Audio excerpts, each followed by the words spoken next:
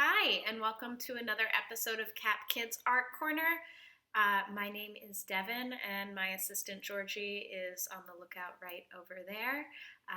Looking very forward to making some art with y'all today. I know the surroundings are a little bit different. I moved in the last week, so the surroundings are different, but all of our content is the same. We are still going to be doing some art activities with a focus on sensory exploration and coping skills and feelings and breathing and all of that good stuff. So as usual, we are going to check in first with our bodies and our minds to make sure that we're ready to create some artwork today. So let's do our breathing activity. For this episode, I'm going to have you guys sit comfortably wherever you are. And for our breathing today, what I'm going to have you do is I'm going to have you put your hands out like this, okay? Now take a look at your hands. All right, now take a deep breath in and a deep breath out. What do you notice about your hands while you're breathing? Let's take a look one more time. What do your hands do when you're taking a deep breath?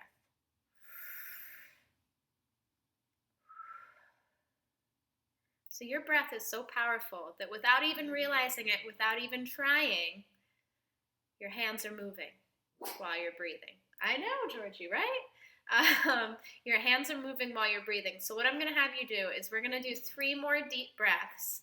And instead of focusing on your breathing like I ask you to usually, I'm going to have you focus on moving your hands with your breath instead. So same activity, same focus on breathing, but we're moving our focus really from the breathing to our bodies while we're breathing, if that makes sense, okay?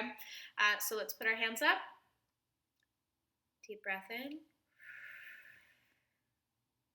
Deep breath out. 2 more. Deep breath in. Deep breath out. And 1 more. Deep breath in. Deep breath out. All right, awesome. Now we are ready to make art. You should have seen a supply list at the beginning of the video. We are going to be doing an art activity today using the following materials. We need a shallow tray. You can use a baking tray. You can also probably use a pretty big bowl as well.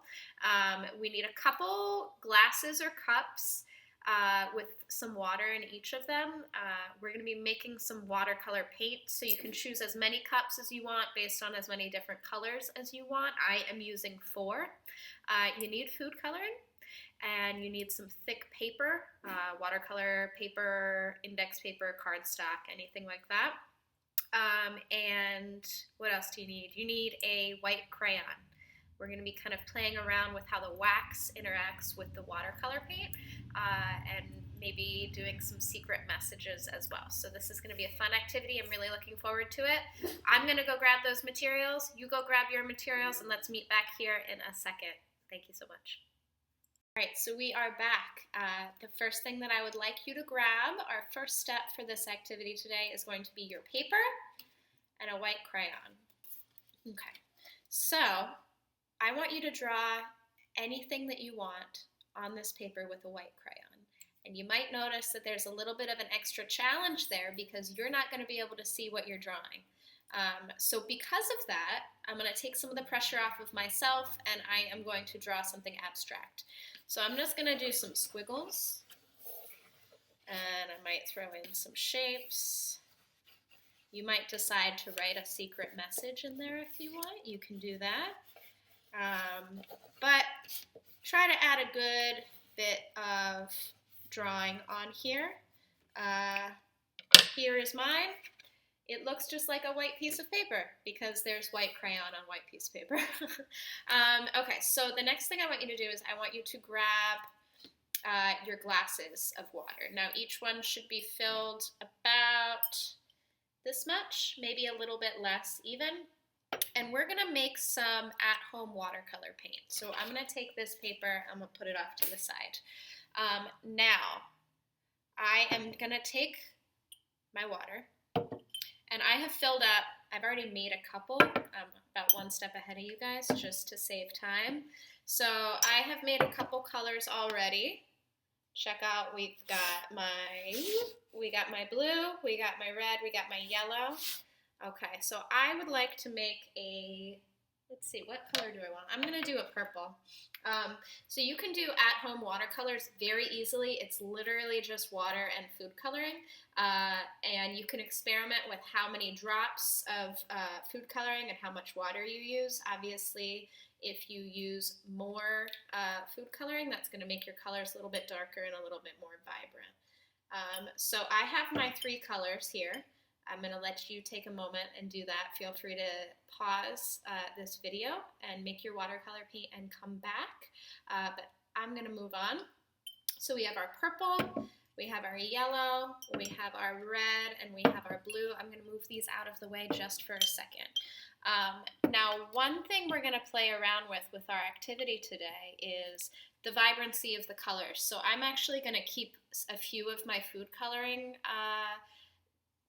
containers because I might want to use it later. Just use straight food coloring instead of the watercolor. But we're gonna play that by ear. Sometimes art is just about experimenting and kind of seeing what happens, and that's part of the fun of it, I think. So grab your tray, put it in front of you, and then grab your piece of paper with your secret message on it. Okay. So we got our tray with our secret message on it. I'm going to move this a little bit so y'all can see what I'm doing. Okay. Now I'm just going to take, I'm choosing to not use a paintbrush with this because I like kind of getting messy with my art, but you can absolutely use a paintbrush in here to transfer the watercolor paint onto the paper. But I'm just going to pour it and kind of see what happens. So we're just going to pour our paint on here. A little bit, some different colors at a time. Watch how they kind of move together a little bit. I feel like this purple kind of reminds me of Kool-Aid a little bit. Now, what are you noticing about here? Are you noticing that there are some places where the watercolor paint kind of avoids? Let's see if we can bring those out even more.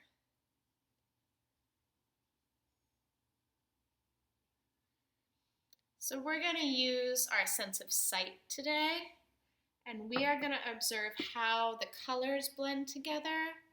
We're going to observe what happens when the watercolor meets the wax.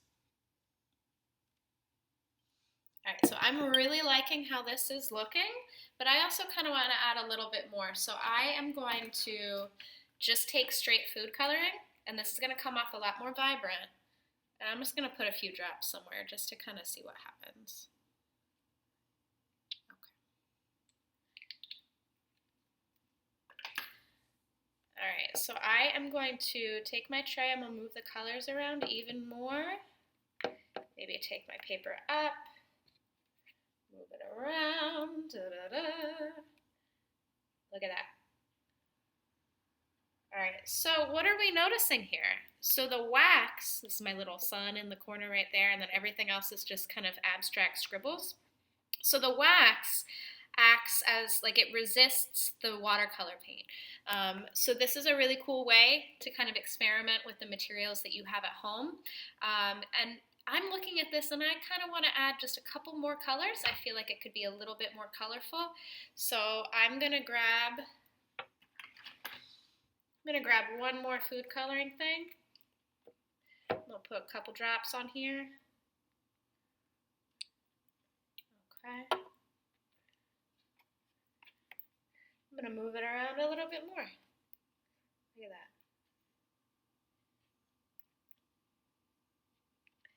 All right, so this is my abstract piece for today. I'm really excited to see the kind of abstract pieces you make with this. And I'm also really excited to see what you guys do with this homemade watercolor paint, because now we got a bunch.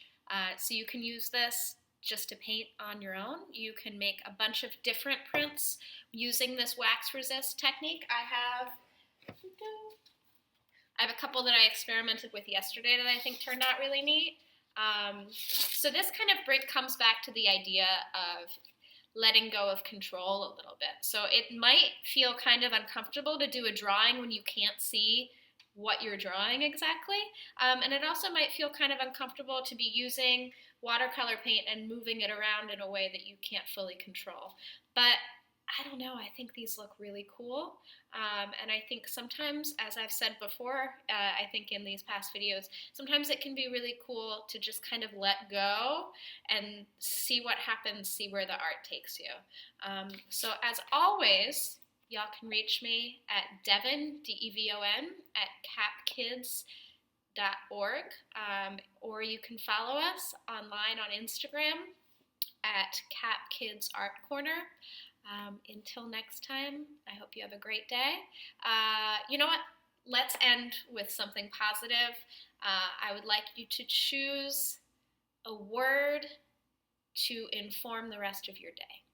So maybe you want to be confident for the rest of the day. Maybe you want to be kind. Maybe you want to be patient. Maybe you want to be silly. I think my word for the day is going to be open. I think I would like to try to stay open to opportunity, open to new experiences, open to failing. I have a couple different art activities I'm going to try later today before I do a video about them, and kind of open to failing. Sometimes art doesn't work out the way that you want it to, but it's always an experience, and learning something is never, I don't think learning anything in art is ever a bad thing. So choose a word to inform the rest of your day, and I hope you have an awesome rest of your day, and I will see y'all soon. Take care.